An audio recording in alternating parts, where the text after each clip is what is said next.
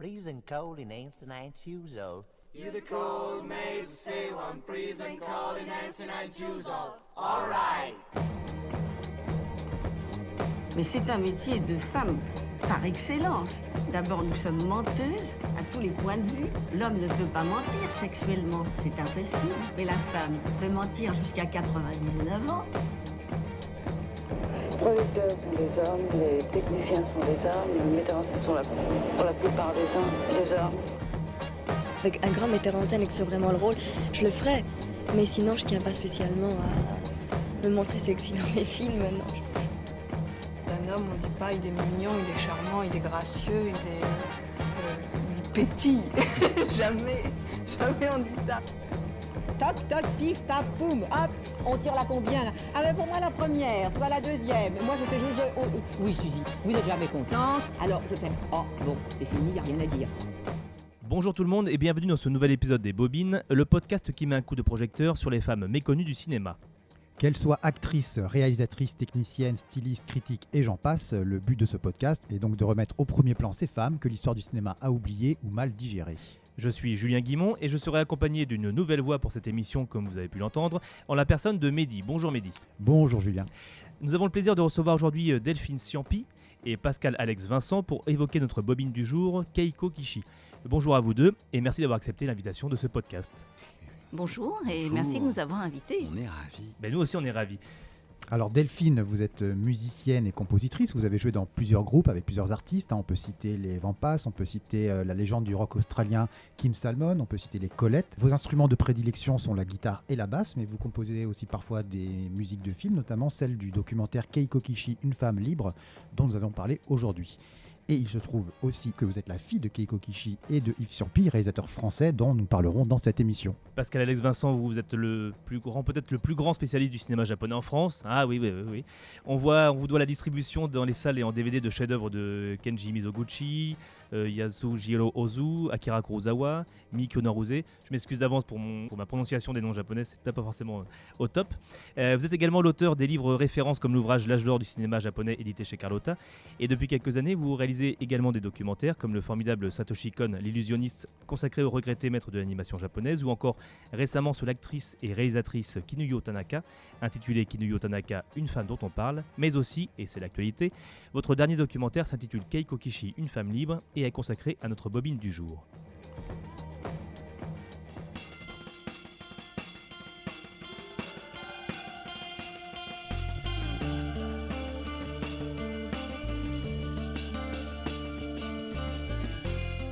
Keiko Kishi naît donc en 1932, elle est une actrice japonaise très connue au Japon, mais qui a aussi eu une carrière internationale sur toute la seconde moitié du XXe siècle. Elle fut aussi une productrice pionnière et on le découvre dans le documentaire. Elle a mis un terme à sa carrière d'actrice pour voyager dans le monde et faire des reportages photographiques. Alors, première question pour vous, Pascal Alex.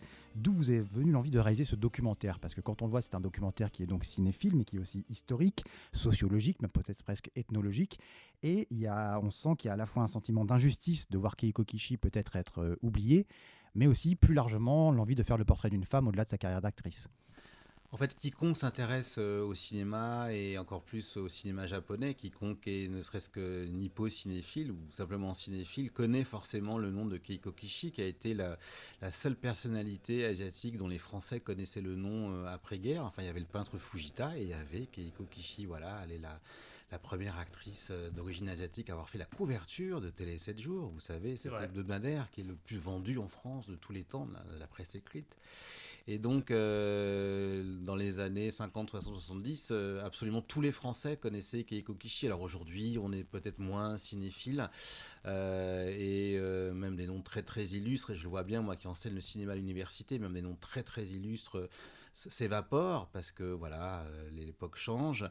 Mais il fut un temps où absolument tous les Français connaissaient le nom de Keiko Kishi. Et je me suis dit qu'il était temps de lui consacrer un documentaire parce que son histoire dépasse celle d'une actrice de cinéma. C'est-à-dire qu'elle est allée au-delà. C'est quelqu'un qui a eu un destin mais un destin qu'elle a contrôlé. Ça, c'est assez étonnant. C'est quelqu'un qui a été l'artisan de sa propre vie. Et ça, je trouve ça magnifique.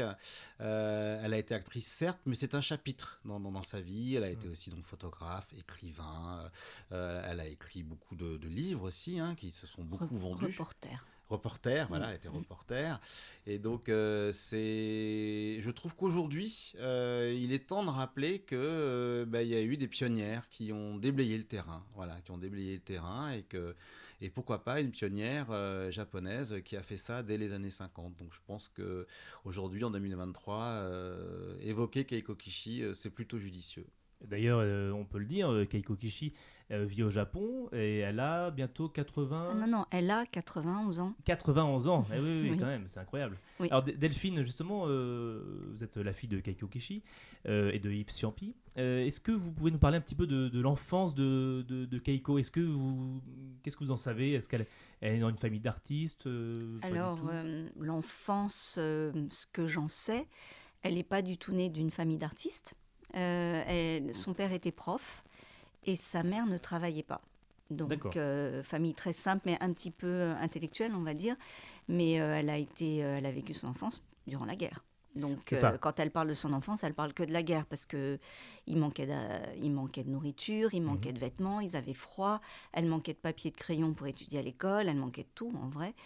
Enfin, elle a vécu la guerre, voilà, avec la bombe.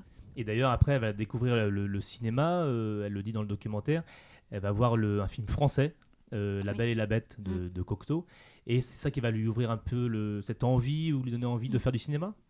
C'est ce qu'elle dit, et puis elle a été repérée très vite, parce qu'elle devait... elle était très belle, hein, enfin elle l'est toujours, mais... et puis elle est très travailleuse, je pense que c'est ce qu'elle dit dans le documentaire. Cette affiche-là qui lui a tapé à l'œil lors d'une visite scolaire, mais ça je ne le savais pas. De toute façon, Pascal Alex m'apprend des tas de choses sur ma mère et sur mon père, enfin sur leur carrière et le cinéma en général. Donc quand elle voit cette affiche, elle est encore au lycée, elle est étudiante. Est-ce qu'on sait vers quelle carrière elle se dirigeait ? Est-ce que ça a créé une vocation chez elle ?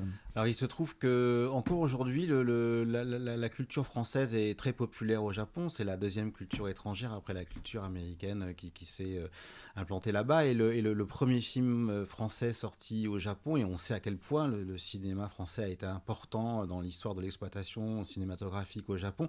Le premier film français, c'est La Belle et la Bête, le film de Jean Cocteau avec Jean Marais, qui est un film de 1946, qui est le premier film français donc sorti au Japon après-guerre. Le film est sorti en 1948 et c'est l'année où Keiko Kishi l'a vu. Elle avait donc 16 ans, elle était au lycée et donc elle a déjà transgressé à l'époque puisqu'on ne pouvait pas aller au cinéma en étant mineur, et donc elle a arraché son badge de lycéenne pour pouvoir aller avec une copine au cinéma voir le beau Jean Marais dans La Belle et la Bête.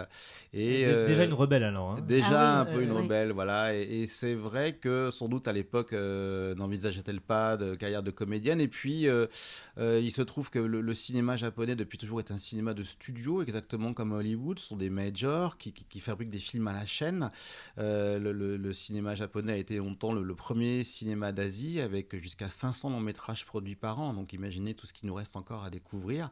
Et donc il arrivait qu'il y ait des sorties scolaires pour aller visiter les studios. Et il y a un très très grand studio qui existe encore aujourd'hui, qui s'appelle la Shochiku, qui a accueilli comme ça un groupe de lycéennes en 1951. Et c'est là qu'elle a été repérée, qu'elle a été contractée tout de suite. Parce qu'elle devait dégager quelque chose d'incroyable, peut-être même déjà une certaine assurance, voire une petite insolence, enfin, quelque chose qui faisait qu'on l'a remarqué. Et donc elle a été signée très jeune, imaginez, en 51, elle a donc 19 ans. Elle est signée en 1951 avec cette grosse major, la Shochiku, célèbre pour avoir produit entre autres les films de Yasujiro Ozu, et c'est là que sa carrière a démarré. Alors, parce qu'effectivement on a vu, elle avait vu ce film, donc La Belle et la Bête, un film français avec Jean Marais qu'elle va retrouver plus tard, avec Jean Cocteau, elle va devenir une amie, je crois. Avec qui elle a travaillé aussi après, bien sûr. C'est ça. Donc c'est déjà prémonitoire. Et est-ce que vous pensez c'est une question pour vous deux, est-ce qu'elle est tombée amoureuse de la France avant de tomber amoureuse d'un Français, par exemple ? Ou est-ce que la France a toujours été pour elle un chose exotique ? Non, je crois que... Enfin, j'en sais rien. Peut-être c'était un but, comme ça, un rêve. Mais tomber amoureuse, je pense qu'elle a été très motivée pour faire des choses transgressées, et puis par sa propre liberté. Donc forcément, la France devait représenter quelque chose. Mais je sais qu'elle faisait de l'ikebana, donc l'arrangement de fleurs et de la danse. Donc elle a été quand même élevée comme une petite fille modèle. Mais je pense qu'elle avait ce rêve de liberté. Enfin, c'était même pas un rêve pour elle, c'était un but. Oui, c'est ça. Oui. Et puis il y a cette notion d'un succès très rapide. Puisque... Oui, ce qui est intéressant, c'est que donc elle signe en 51 avec la Shochiku et donc elle obtient des petits rôles, mais elle tourne beaucoup, des petits rôles dans les films de Miki Onaruse par exemple, ou Inosuke Gosho et d'autres. Et puis en 53, lui tombe dessus un des plus gros succès encore aujourd'hui de l'histoire du cinéma japonais, un film qui en japonais s'appelle Kimi no Na wa, en français Quel est ton nom ? Et donc c'est en 53, elle a 21 ans et le Quel est ton nom, c'est une fresque épique, hein, c'est un film qui dure 6 heures. C'est le Autant n'emporte le vent japonais. Moi je l'ai vu à Paris, à la Maison de la Culture du Japon à Paris. Alors c'est un film fleuve très très romanesque, hein. L'argument est très simple, hein. Ce sont un garçon et une fille qui se rencontrent sur un pont au moment où la guerre éclate et ils se promettent qu'à la fin de la guerre ils se reverront. Voilà, et donc imaginez tout le feuilleton qu'il y a derrière. Et donc le film a été un triomphe, mais vraiment pour la Shochiku, puisque Keiko Kishi était une actrice Shochiku. Et le film a été un triomphe historique dans l'histoire du cinéma japonais. Encore aujourd'hui, hein, ça fait partie des plus grands succès de l'histoire du cinéma japonais.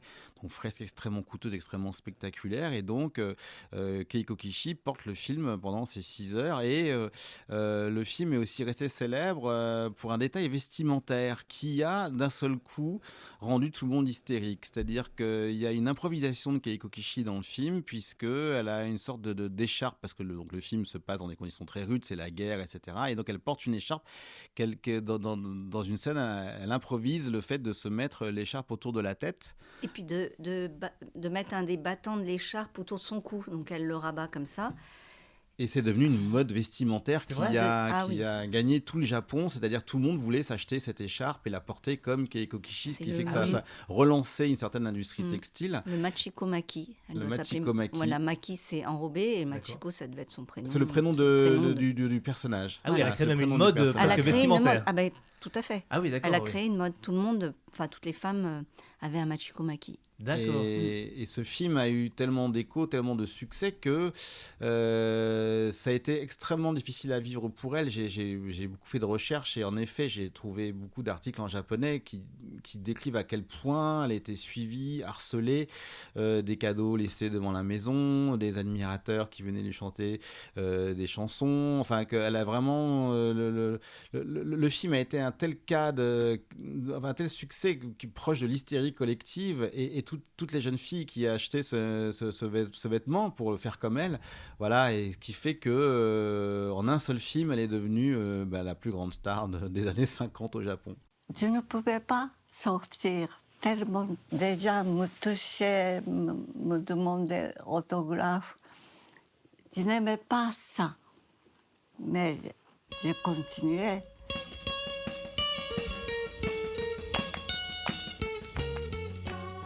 Le film est sorti en plusieurs sur la fois. période 53-56. C'est ça. Donc elle a entre 21 et 23 ans. Sa vie change totalement.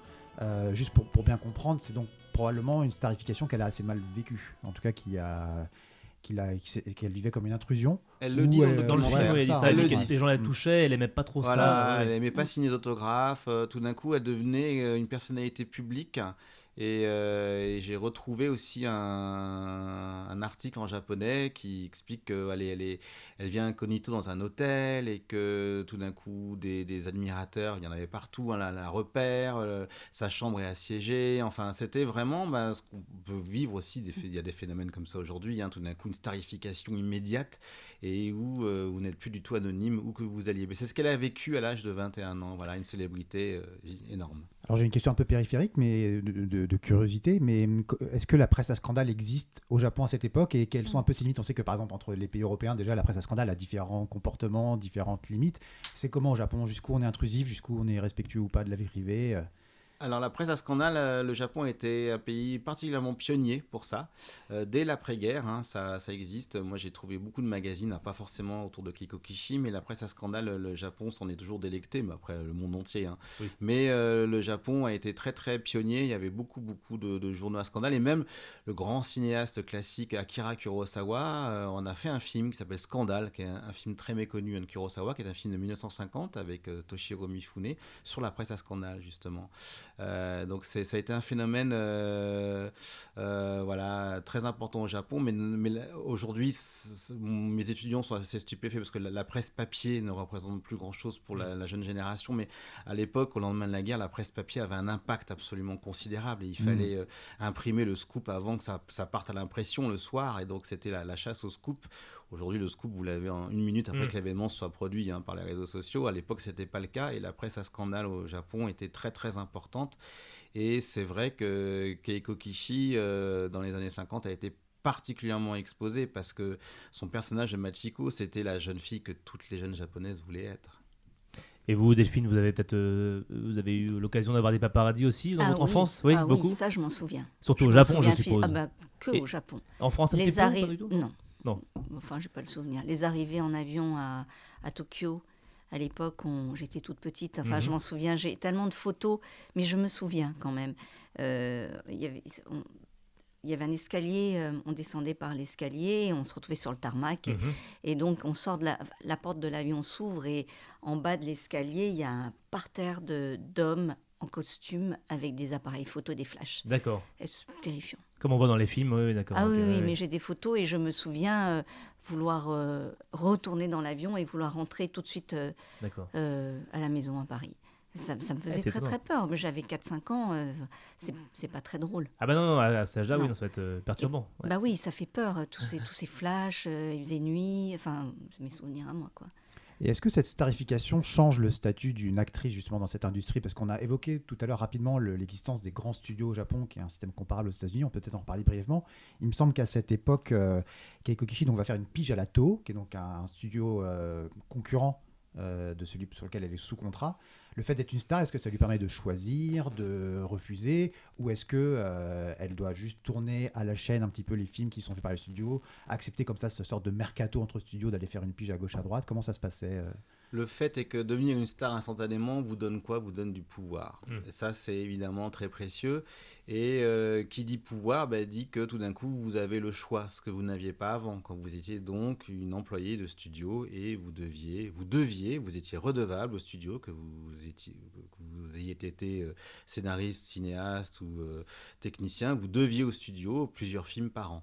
Et donc, en tant que comédienne, Keiko Kishi, comme toutes les autres, devait au studio plusieurs films par an. Mais à partir du moment où elle devient l'actrice la plus célèbre du cinéma japonais, elle a le choix. Et elle a y compris le choix d'aller tourner ailleurs, ce qu'on ne peut pas lui refuser, évidemment. Là, d'un seul coup, c'est elle qui a la main, c'est elle qui a le pouvoir. Et là, du coup, elle va commencer à gérer très jeune donc sa carrière d'actrice. Et elle va commencer à être payée décemment. Parce qu'elle nous a bien... J'avais posé la question, parce qu'aujourd'hui, je m'intéresse quand même aux inégalités entre les salariales, femmes. Salariales.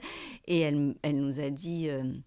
alors, c'était quoi les chiffres? Mais c'était dingue. Même quand elle commençait à être connue, elle était payée un salaire de 4 000 yens par mois, ou un truc comme ça. Son interlocuteur acteur... Eiji Sada. Voilà, lui, il était payé en centaines de milliers. Ah oui, d'accord. À l'époque déjà. Oui, donc c'est x10, fois même. Donc fois 20, là, moi, je dis à ma mère, oh là là. Mais et en étant avec son succès, elle a rééquilibré un peu. Mais c'était pas non plus. Pas au même niveau quand même. Ah ben non, c'est quand même l'époque. Faut pas exagérer. Faut pas exagérer.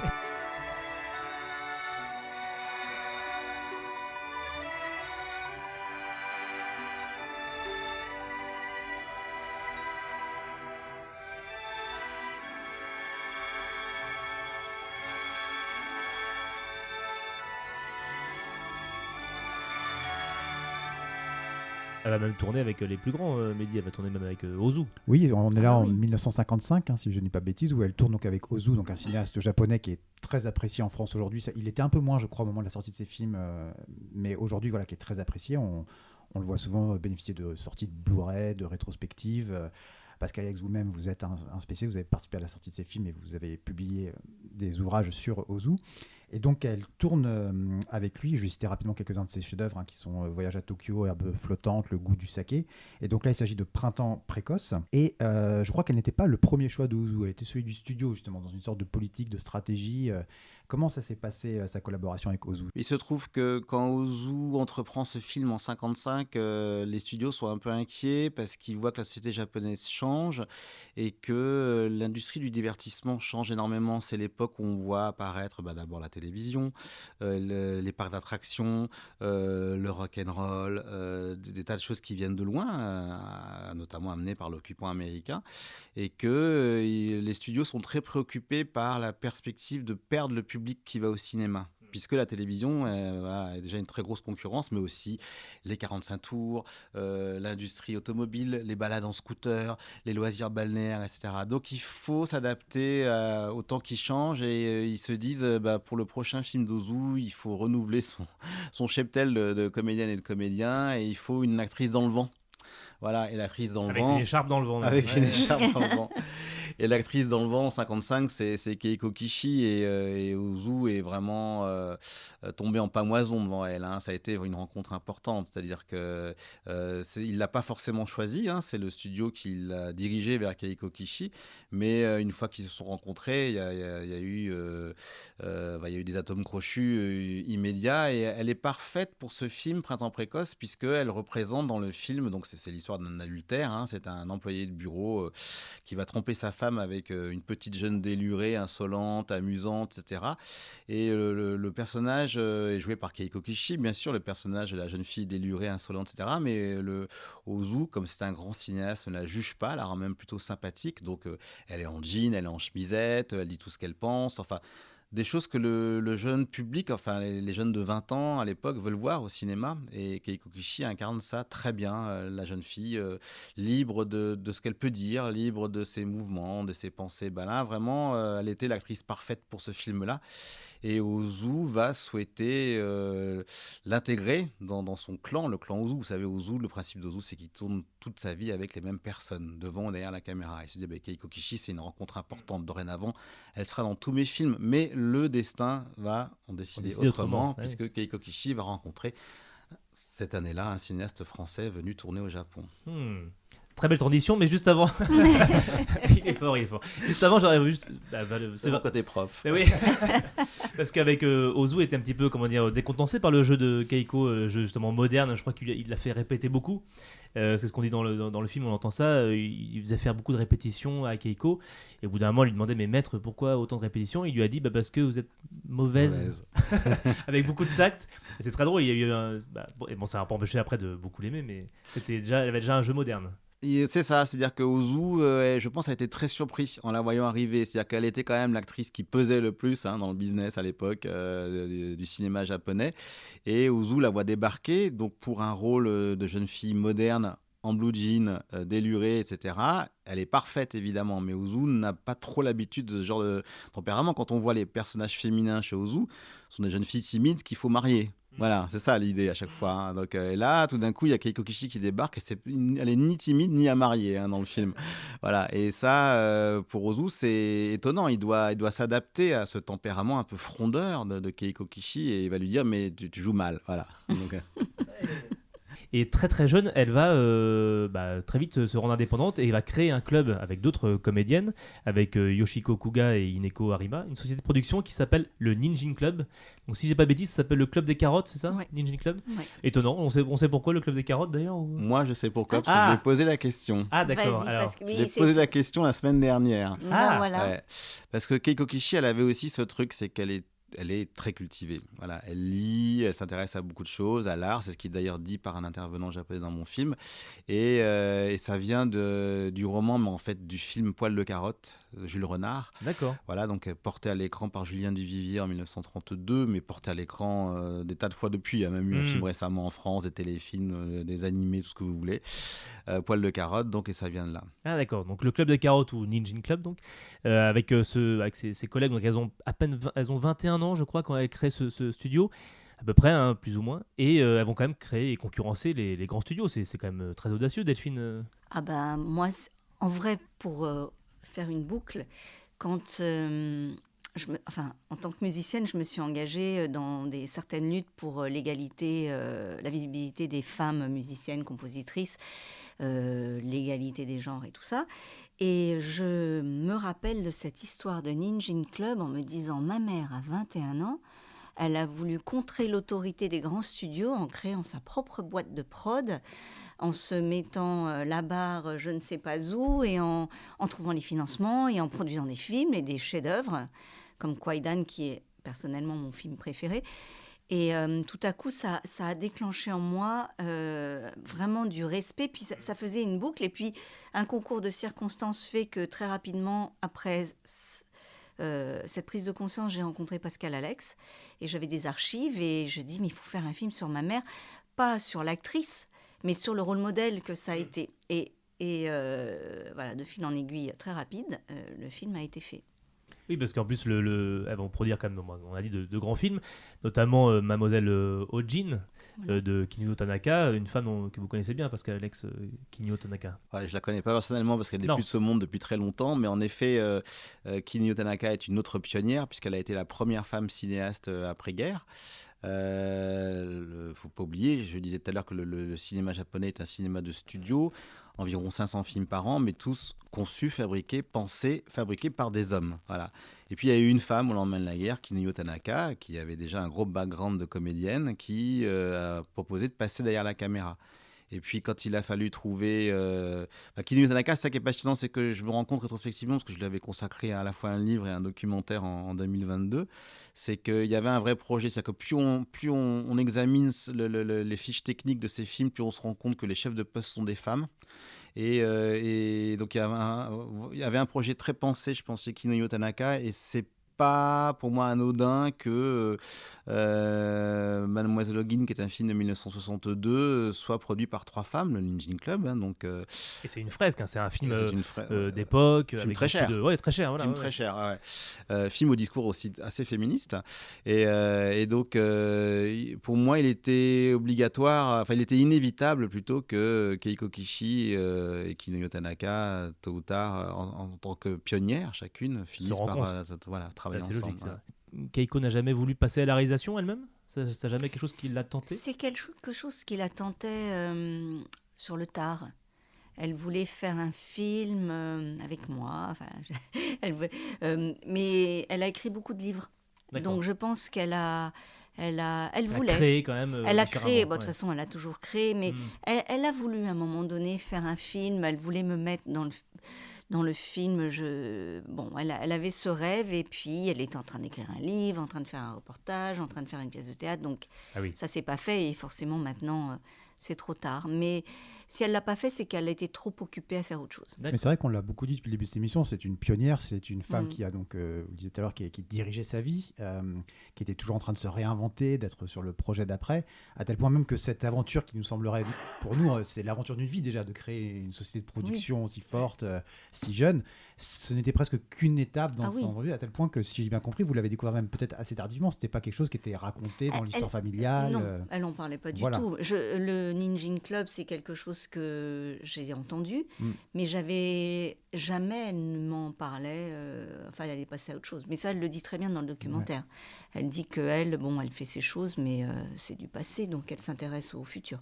Et au Japon, dans la société ou chez les plus cinéphiles, c'est une histoire qui est toujours connue, ou pareil, c'est quelque chose qui est un peu passé aux oubliettes, cette aventure ? L'histoire du Ninjin Club, il se trouve que le Ninjin Club a quand même produit beaucoup de films importants de l'histoire du cinéma japonais. C'était donc des gens de goût et des films qui nous sont arrivés chez nous, par exemple La Condition de l'homme de Masaki Kobayashi ou Fleur pâle de Masahiro Shinoda, qui sont des films très importants, qui se ressortent régulièrement en copie restaurée dans le quartier latin ou en DVD Blu-ray chez Carlotta Film par exemple, et donc oui, le Ninjin Club est quand même quelque chose de très identifié, parce que c'est quand même un cas très singulier dans l'histoire du cinéma japonais, qui était donc un cinéma totalement squatté par des studios.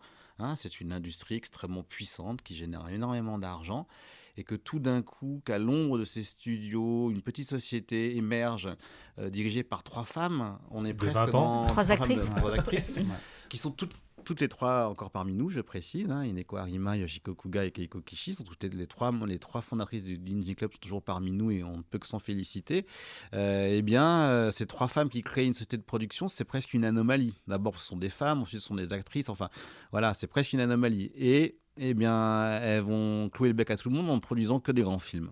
J'étais destiné à faire la première coproduction franco-japonaise.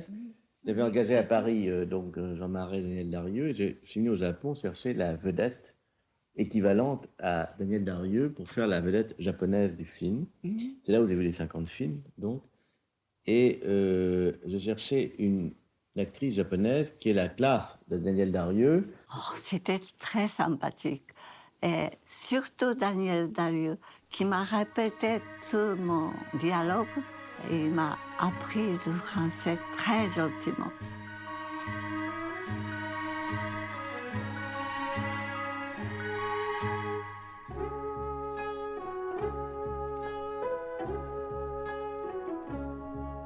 En 1957, donc un réalisateur français, Yves Ciampi, veut tourner au Japon un film qui a pour titre Typhon sur Nagasaki.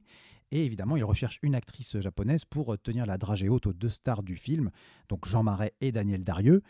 Et il fait évidemment la rencontre de Keiko Kishi. Et donc là, c'est le coup de foudre pratiquement, hein, Delphine. Je sais pas, j'étais pas là encore. Mais je pense que oui, c'est ça qui a dû se passer.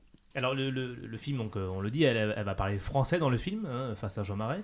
C'est une langue qu'elle ne maîtrisait pas et elle dit un petit peu, Daniel Darieux l'aider un petit peu à parler français. Ça a dû être encore une fois une nouvelle épreuve pour elle, apprendre le français, peut-être phonétiquement au départ. Ça va être incroyable, elle vous en a parlé sûrement, Pascal Alex, dans le film.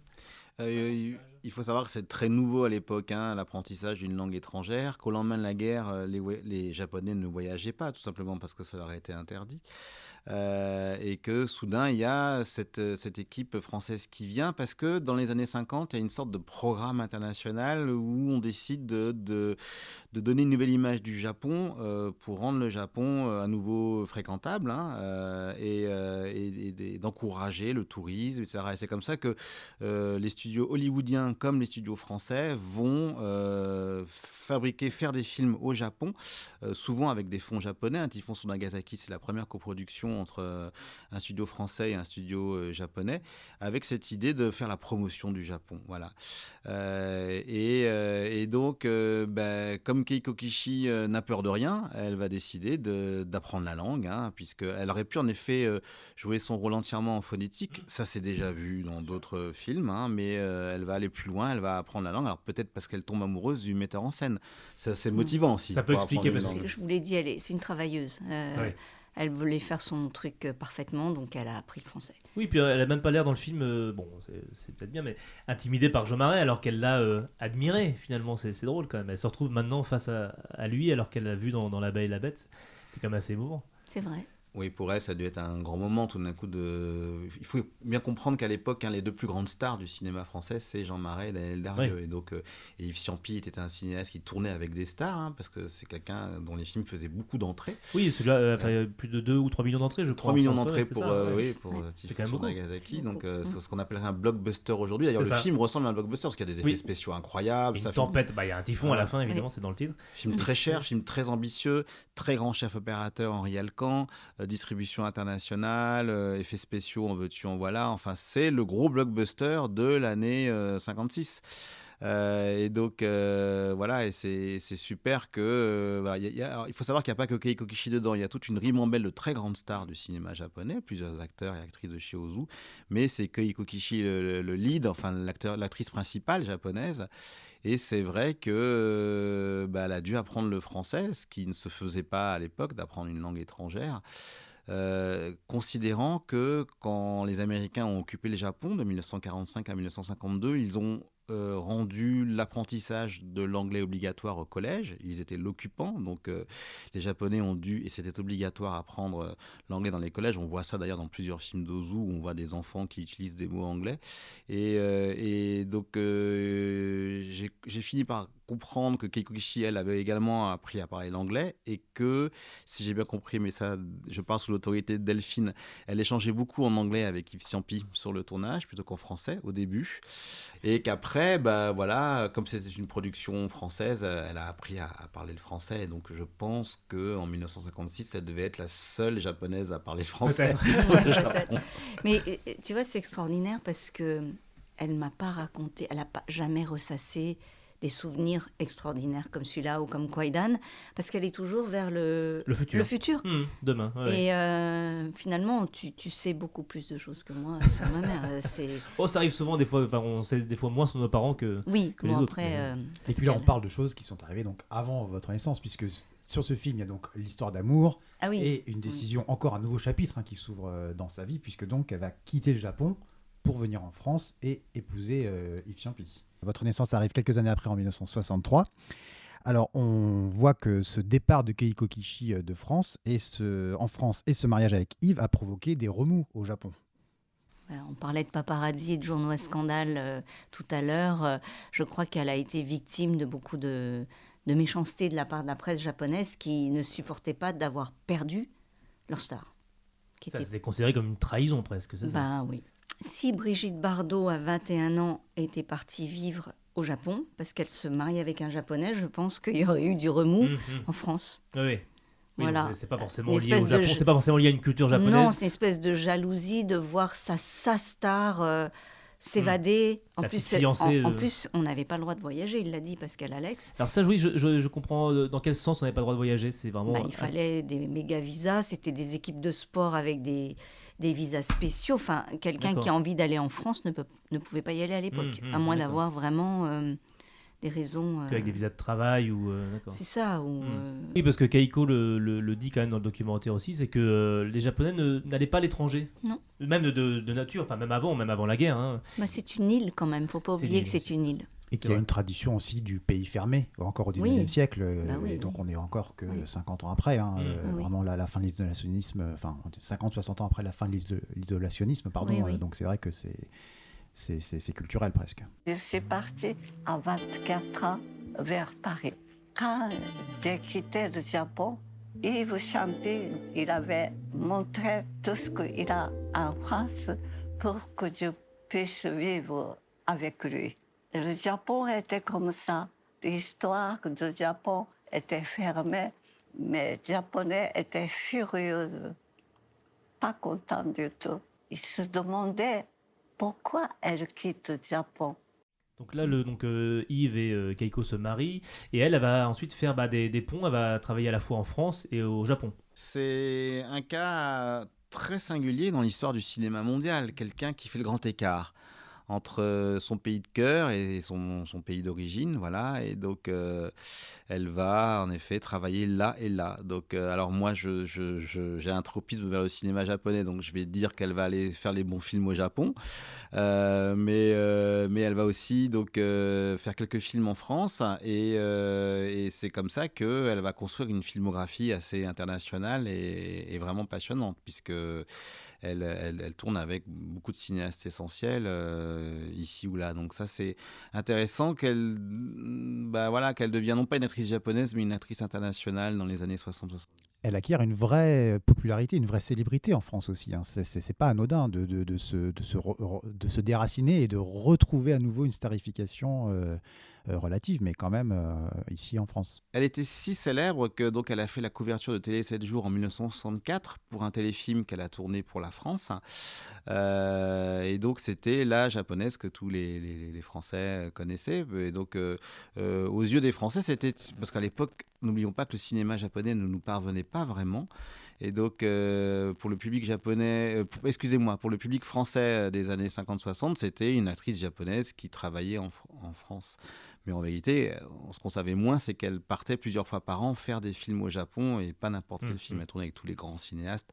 Et je sais qu'à partir du moment où elle est revenue au Japon faire des films, elle qui, si j'ai bien compris, s'inquiétait de est-ce que je vais être bien accueillie, est-ce qu'ils m'ont pas oublié, etc. Non, voilà, tout de suite, le premier qui l'a fait tourner à son retour, c'est un très grand cinéaste, s'appelle Keisuke Kinoshita, et qui lui a proposé un scénario tout de suite, alors qu'elle pensait qu'elle allait être presque punie par le Japon d'avoir fait sa vie en France. Et non, les affaires, et Delphine en parle très bien dans le documentaire, les affaires ont repris au Japon parce que c'était une star tellement importante que, évidemment, quand elle a remis un pied dans son pays d'origine, elle a reçu une pluie de scénarios. Tout le monde la voulait. Et le public aussi lui avait pardonné.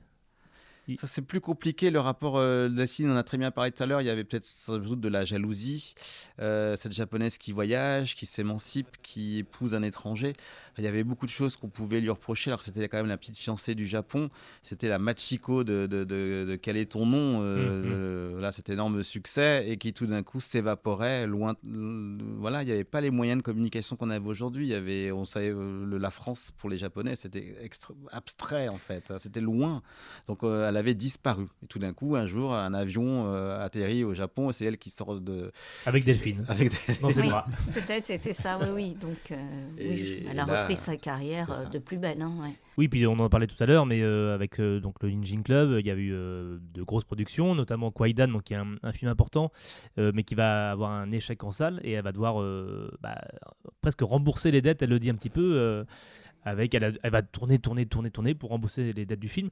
Un petit mot sur Kwaidan. Oui, Kwaidan, en parlait un petit peu. Donc film donc de Masaki Kobayashi. C'est un film donc de fantôme, mais Pascal Alex, je vais vous laisser nous en dire plus. Mais c'est un film issu donc du folklore japonais, un film à l'ambition assez folle, qui dure plus de 3 heures. Moi, ce qui m'intéresse là-dedans, c'est aussi parce que dans la démarche de ces productrices, c'est que c'est un film très singulier qui a eu un vrai succès critique ici en Europe et en France particulièrement, au Festival de Cannes. Voilà, c'est des choix de cadrage, de lumière, de maquillage, de jeu. Enfin, c'est vraiment un film exceptionnel. Kwaidan, c'est un des films les plus chers de l'histoire du cinéma, tout simplement. C'est un film de plus de 3 heures. C'est un film à sketch, 4 histoires de fantômes qui sont autonomes et produits par le Ninjin Club. Voilà, c'est une initiative du Ninjin Club et de Keiko Kishi. Et c'est un film à la fois très coûteux et très très ambitieux formellement. Aujourd'hui, on est d'accord que c'est un chef-d'œuvre. Il faut avoir vu Kwaidan au moins une fois dans sa vie. C'est éblouissant, c'est terrassant de beauté plastique. Et ça a été primé à Cannes, donc en 1965. Et le film a fait vraiment une carrière internationale. C'est un film, par exemple, qui est texto cité par Francis Ford Coppola dans son Dracula, par exemple. Il cite des plans de Kwaidan parce que c'est un film qui a eu un impact énorme sur la génération du nouvel Hollywood, Spielberg, Scorsese, Coppola, qui ont vu et revu Kwaidan et qui ont piqué énormément de choses à ce film-là. Et donc Kwaidan, voilà, c'est un film monstre, un film pharaonique, un film d'un très grand cinéaste, Masaki Kobayashi. Mais voilà, le film est quand on fait un film qui coûte si cher, on s'expose aussi à perdre de l'argent. Ça, oui, c'était le coût. Le coût, oui. Et puis peut-être le succès qui n'a pas été au rendez-vous, peut-être au Japon aussi. Si je crois, si je dis pas de bêtises. Mais parce que peut-être, alors c'est vrai que le film n'a pas été un échec, mais le film n'a pas vendu suffisamment de tickets pour se rembourser. Mais aussi parce qu'on est en 64-65 et que, là encore, les mœurs se changent. La nouvelle vague est arrivée entre-temps.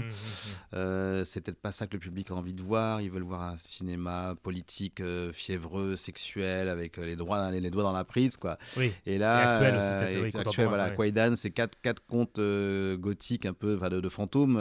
Et donc, voilà, même si c'est un chef-d'œuvre, c'est l'histoire qui nous confirmera que c'est un chef-d'œuvre, et elle l'a confirmé depuis. Mais au moment où ça sort, en pleine époque yéyé, Kwaidan, c'est peut-être pas le bon film au bon moment, voilà. Mais pourtant, c'est un film incroyable.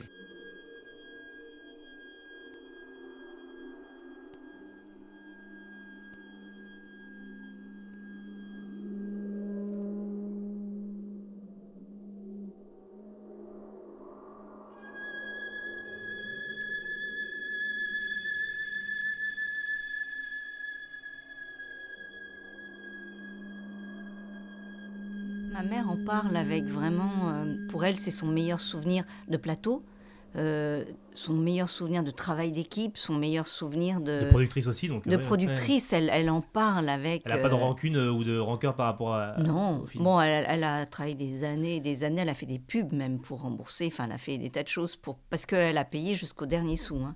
Et c'est la seule qui est restée. Oui, parce qu'elle dit que ses collaborateurs ont un peu. Tout le monde, au bout d'un moment, elle est très fière, donc elle a payé jusqu'au dernier yen. Mais elle en parle vraiment avec... c'était le grand moment de sa vie cinéma, c'était Kwaidan, quoi. Vous avez vu ce film, vous l'aimez ce film, hein? Ah, j'adore. Par contre, je crois que vous n'avez pas vu beaucoup de films avec Keiko. C'est vrai. Alors, J'en ai pas vu beaucoup parce que moi, je suis sa fille. Moi, ça m'est égal qu'elle soit une actrice hyper connue en vrai. Donc, Kwaidan, j'ai eu un vrai coup de cœur parce que j'avais jamais vu quelque chose comme ça et je n'ai jamais revu un film comme Kwaidan. Et puis, bien sûr, j'en ai vu quelques-uns qu'elle m'a montré. Alors, et là, j'ai redécouvert grâce à Pascal Alex j'ai vu Otto sur grand écran. J'ai revu Typhon sur Nagasaki en copie à la Cinémathèque, en copie argentique. Et il n'y a pas longtemps, je crois, non? Il n'y a pas longtemps, oui, c'était en novembre. C'était un hommage à ma mère et à mon père. Et ça, c'était extraordinaire parce que j'avais déjà vu Typhon sur Nagasaki, mais je ne sais plus tellement dans quelles conditions, peut-être en DVD. J'avais trouvé ça, bon, c'était bien, mais un peu kitsch. Mais alors, en copie argentique, ça n'a rien à voir. C'est magnifique, le son, enfin, tout était bien. Et Keiko revoyait ses films, elle aimait bien les revoir ou parce que quand on dit qu'elle est toujours sur le futur, dès qu'elle ne regarde pas trop ses films, si? Elle ne regarde pas trop ses films. Non, parfois, l'autre jour, on était au Japon cet été, il y avait un téléfilm qu'elle avait fait récemment qui passait à la télé. Donc, elle a voulu qu'on le regarde. Et puis, elle a eu la flemme de le voir. Et voilà, Mais oui, elle est passée à autre chose, carrément. Elle le dit. Alors, je ne sais pas si c'est resté dans le film ou pas, mais on a tellement... Il faudrait qu'on fasse une série sur elle, parce qu'on a beaucoup de rush. Et Kwaidan, qui est donc un film, si je comprends bien, qui est si important pour elle, est-ce qu'on sait d'où est venu ce désir de productrice, de mise en production, est-ce que ce film s'inscrit dans une tradition cinématographique du film de fantôme qui fait que ça pouvait paraître une bonne idée de produire ce genre de film, ou est-ce que c'est un amour pour le recueil de nouvelles qui est à l'origine du projet, un désir de travailler? Est-ce qu'on a une idée de la jeunesse de ce projet on le redit, qui est un peu fou, qui est vraiment à voir? Oulala, si vous appuyez sur ce bouton-là... Je sais pas si on aura le temps. Je peux te dire, en gros, il y a une tradition du film de fantôme au Japon. Le film de fantôme, on appelle ça un kaidan, K-A-I-D-A-N, et Kwaidan est une américanisation, puisque le film était quand même dessiné beaucoup à l'international, du nom kaidan. Et donc, il y a une tradition dans l'histoire du cinéma japonais, au moment de Obon, qui est la Toussaint japonaise, la fête des morts, OBON, c'est au mois d'août, il y a des films de fantômes qui sortent. C'est depuis toujours, depuis qu'on fait des films au Japon. Et donc, il y a comme ça un créneau à prendre qui est le film de fantômes. C'est une tradition qui existe toujours. Et vous connaissez forcément des films comme Ring, Darkwater, etc. Ça fait partie de ça, qui sont des films plus récents, mais qui sont des kaidan, qui sont des films de fantômes, qui est un genre à part entière de l'histoire du cinéma japonais. Et donc, chaque année, il faut produire des films de fantômes. Et là, avec Kwaidan en 64, c'est un des films de fantômes produits cette année-là, sauf que c'est entre les mains d'un cinéaste génial, Masaki Kobayashi, qui a été primé avec son précédent film Harakiri au Festival de Cannes, et à qui qui demande de très gros moyens pour faire sa vision des films de fantômes, qui est là pour le coup une sorte de relecture maniériste du film de fantôme, c'est-à-dire totalement pictural, totalement visuel. Voilà, avec des fonds peints, c'est un tableau vivant, c'est un film hypnotique. Kwaidan. Il fallait vraiment des productrices courageuses pour s'investir dans un film de fantôme pareil, parce que la tradition du kaidan au cinéma, c'est des séries B qui durent 1h20, produites vite, fabriquées vite. Là, Kwaidan, c'est le Cléopâtre japonais, quoi. Et donc on a dit, elle va travailler en France, au Japon, à la fois pour rembourser les dettes, mais aussi parce que sa carrière devient internationale. Elle va travailler avec Sidney Pollack et Robert Mitchum quand même. Et Robert Mitchum quand même, ouais. C'est pas rien, même s'il a dit qu'il forçait un peu trop sur la bibine, Robert, mais bon. Dans le film Yakuza. Et ensuite, il se trouve que Yves et Keiko vont divorcer. Keiko va retourner au Japon et rencontrer le réalisateur Kon Ishikawa. Enfin, elle l'avait déjà vu avant, mais elle va continuer sa carrière avec elle et ils vont faire beaucoup de films ensemble. Ce sera juste avant qu'elle s'arrête de tourner et qu'elle devienne ensuite reporter. Non, les Japonaises, on était fermés près de 300 ans. Donc, les Japonais ne voient pas très loin. Je suis allée toute seule comme ça jusqu'à Haute-Volta, Burkina Faso.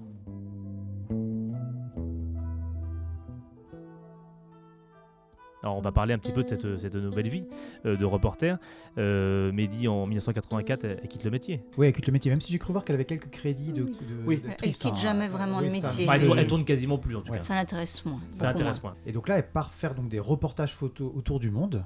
Ces reportages, je suis pas sûre que ce soit des reportages photos totalement. C'était des reportages politiques, c'est-à-dire qu'elle allait interviewer les gens. Là, en général, c'était avec une équipe de télé. Elle faisait des documentaires.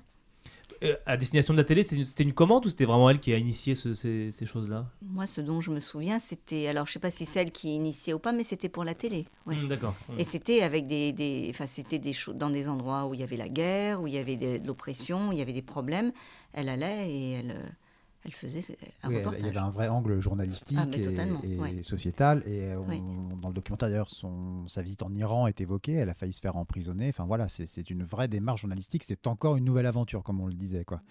Et on a une explication. Alors je sais qu'on n'arrête pas depuis le début de cette émission d'expliquer ces nouvelles passions ou ces nouvelles envies comme ça d'explorer, d'être pionnière. Mais particulièrement là, c'est nouveau. C'est-à-dire on n'est plus dans le milieu de l'art qui se regarde ou qui se tourne vers l'imaginaire. Là, on est dans le vrai monde et dans une période aussi, donc on est en 84, une période très agitée politiquement dans le monde. On sait pourquoi est-ce que d'un seul coup, elle s'est tournée vers cette activité?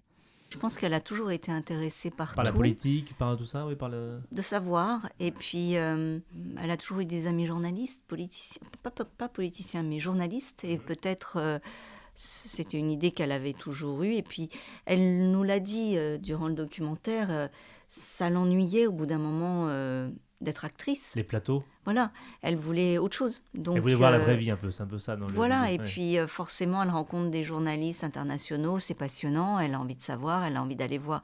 Elle raconte cette histoire, elle connaissait pas le judaïsme et les problématiques, elle découvre en France durement, alors du coup elle se renseigne, elle étudie, et puis de là elle a dû voir qu'il y a tellement de choses qu'elle ne sait pas, parce qu'au Japon c'était isolé, enfin c'est comme nous, on ne connaît pas les histoires politiques du Japon, de la Corée, de la Chine, a priori. J'ai l'impression aussi, elle en parle un petit peu dans le documentaire, que sa rencontre avec Yves Ciampi n'était pas étrangère aussi à son envie d'aller voir ailleurs, il lui avait conseillé de voir le vrai monde en gros, enfin d'aller voir par elle-même les choses plutôt que de les lire.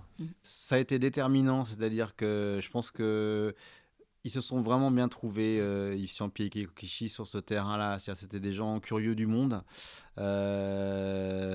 Yves, notamment parce qu'il avait déjà pas mal bourlingué en tant que résistant, proche du général de Gaulle, médecin. Enfin, il avait fait beaucoup de choses. Et donc, c'est quelqu'un qui avait déjà vu le monde. Et Keiko Kishi ne demandait que ça. Et je pense que ce sont deux personnes qui se sont rencontrées au bon moment et qui se sont trouvées.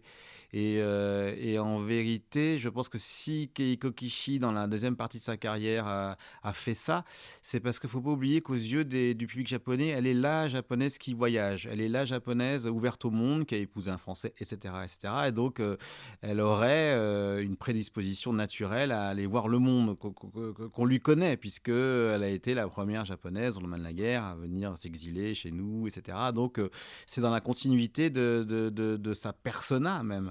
De confier à Keiko Kishi c'est Keiko Kishi qui va faire découvrir au public japonais le reste de la planète en vérité. Et elle n'a pas peur de voyager. C'est ça, oui. Et puis dans des pays, pas en Iran, ça chauffe. Oui, où ça chauffe, effectivement. Oui. Et par contre, elle n'a jamais été, j'imagine, j'essaie de faire un point avec Jane Fonda ou même Brigitte Bardot, on en parlait tout à l'heure. Elle n'a jamais été activiste politique, elle n'a jamais eu des combats politiques comme ça? Elle est ambassadrice ONU. ONU. D'accord. ONU, oui. C'était plus dans l'humanitaire, donc c'est un combat politique aussi, Bien mais sûr. elle n'avait pas ce désir de pouvoir politique au de sein pas du être Japon. la tête non. de... Non, puisqu'elle avait déjà tout ce qu'elle voulait en tant qu'actrice superstar. Mm. Mais elle a été ambassadrice de l'ONU, oui, on a fait quelques voyages. J'ai été avec elle aux Philippines, au Vietnam. D'accord. Pendant assez longtemps, elle a fait ça. Mais ça correspond tout à fait à sa soif de découvrir, de connaître. Et donc vous, à l'occasion de ce film, Delphine, vous avez composé toute la bande originale. Oui. C'est vrai qu'elle est incroyable, elle passe de musique un peu 60s, des musiques un peu plus... C'était un souhait de Pascal Alex de faire quelque chose de joyeux. Et c'était très bien parce que moi, j'aurais pas pensé à mettre de la musique surf sur les images d'archives. Mais en vrai, c'est super parce que ça correspond à cette énergie. Voilà. Donc je me suis régalée à faire ça, oui. Mais, nous, on se régale aussi à l'écouter.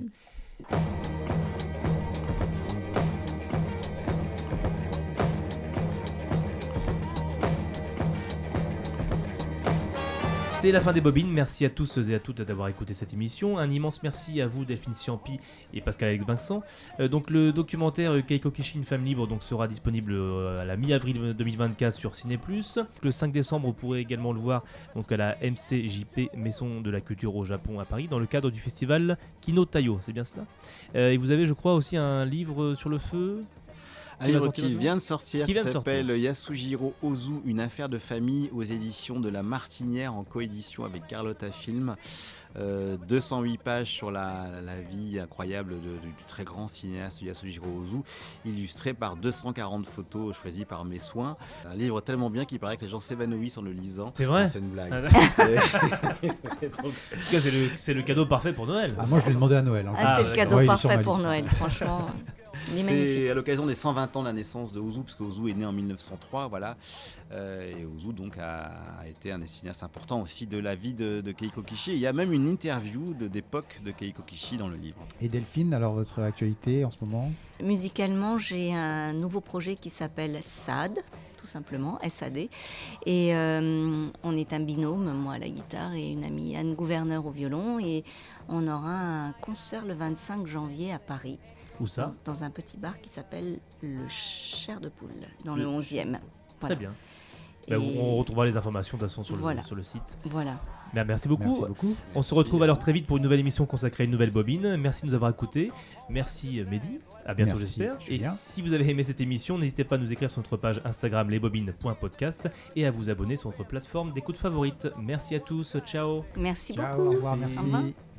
J'ai fait ce que je voulais. Je crois que j'ai fait tout ce que je voulais. Je ne regrette rien.